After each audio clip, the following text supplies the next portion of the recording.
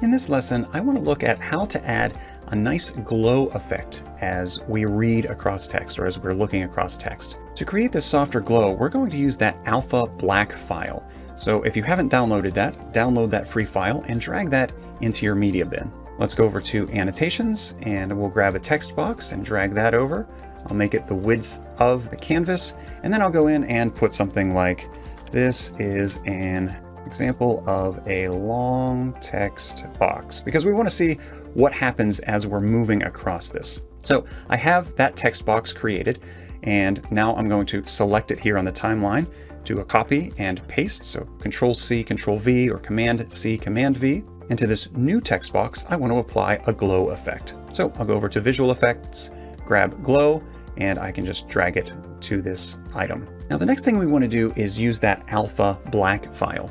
The goal here is to have a fade in from one side and from the other. Now the file only fades in from one end to the other, and so what we'll do is we'll take that, we'll copy it, and then we'll flip it around. We'll flip it over so that it has a soft fade in and a soft fade out.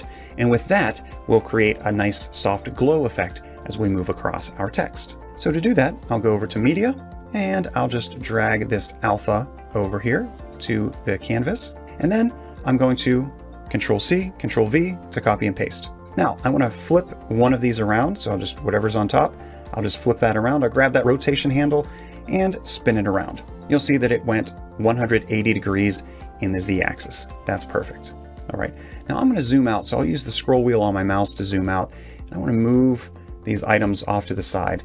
And as you see, I have the darker spot here on the outsides. I want the darker spots on the insides. I'm going to drag this guy back over here, like way over here. I'll drag this guy back over. There we go.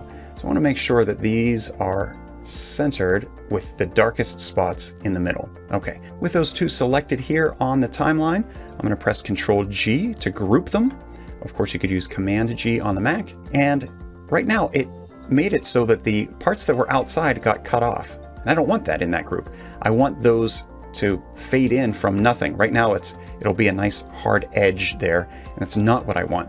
So I'm going to right click the group, and I want it to change the group's size. So I want to resize the group to the visible size. And now we can see, yes, it is in fact from one end to the other.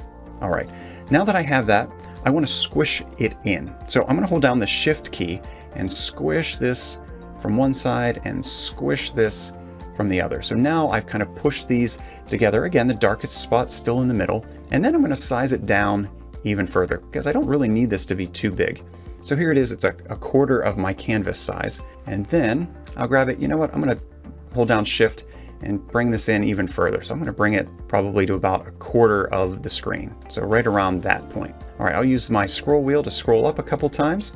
And then I'm going to take this and we're going to have it move across the screen. All right, but for now, I'm going to move it off the screen here, and we'll keep it right here at the center, so where the Y value is 0. And I'm going to slightly angle it. So I'm going to put a -15 for that Z rotation, just because I like that angle. When I think about something sliding across or glowing, I think of it at an angle. So we're going to start with it there. I'm going to zoom in on my project here, and I'm going to add an animation to this thing that's fading in on both sides. So I'll use Shift A to add that animation.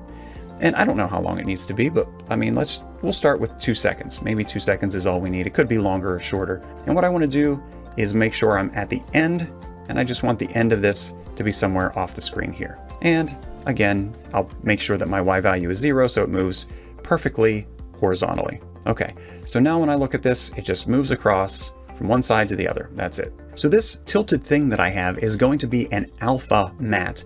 And so we're going to apply the alpha to this as it moves across, and it'll only show what's directly underneath. Here in Camtasia 2020, the way to do that is to right click the eye icon and choose alpha. And if you're using Camtasia 2021, you'll be able to go to Visual Effects and add the matte effect to this instead. Now, let's look at how this plays across. As I move this across, notice that the glow comes out. All right, so it might be difficult to see with that box there. Let me just play through it. And you can see how this light shines across. It looks really cool. It might be too fast for you, so let's slow it down. Maybe we'll make it 3 seconds instead. And the other thing I'll do, well, I'll play through it now with the animation the way it is, so you can see how that goes through. It's a little slower at the beginning, faster in the middle, and slower at the end. You might like that. Or if we wanted to, we can right-click the animation, change its easing to linear, and then it's a more consistent move across. So you can see the speed stays the same across that way, as opposed to, I'll just do a Control Z to undo. When we had the easing a different way, it's slower, faster, and then slower as it goes from one end to the other. But I think that's a really neat effect. If we look here in the middle, you can't really tell where that edge is. Like where is the glow starting and where is it ending?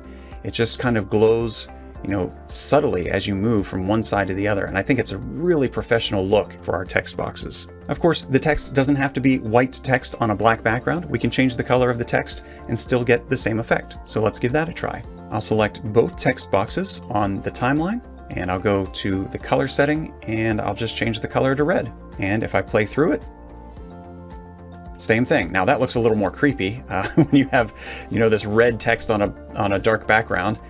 It looks creepy to me anyway. It might not look creepy to you.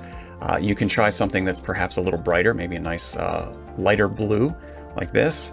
And then you can see a nice blue glow going across. But you get the idea. You can change this to any color you like. If you want green, you want yellow, you want purple, it doesn't matter. Whatever color you choose, you can add this nice glow effect as it travels from one end to the other. If you like this effect and you're curious about learning more about Camtasia, I put together a whole bundle of courses for you. It's multiple Camtasia courses that take you from the very beginning, creating your very first recording and editing and production, all the way through to these more advanced topics like you see here. That bundle is called Camtasia Pro, and I'd love to have you join. You can learn more about Camtasia Pro at cammastery.com/pro.